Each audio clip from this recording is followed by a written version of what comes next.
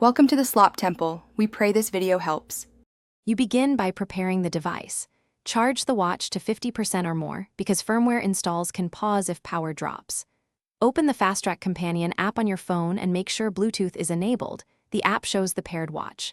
Tap the device entry, then select Check for updates so the app can compare versions.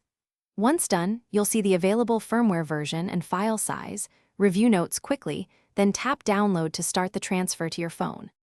You'll now move the update from phone to watch.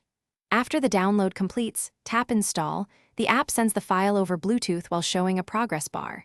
Make sure both devices stay within about 3 meters and do not close the app or switch to airplane mode. Interruptions cause failed installs. The watch reboots into update mode.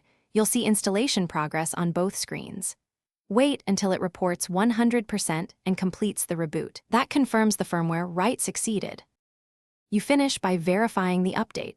Open settings on the watch or the Fastrack app and confirm the firmware version matches the release notes.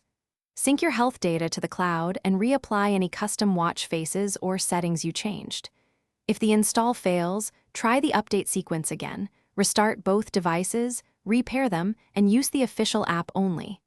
As a last resort, perform a factory reset on the watch and repeat the update. This clears corrupted states that block.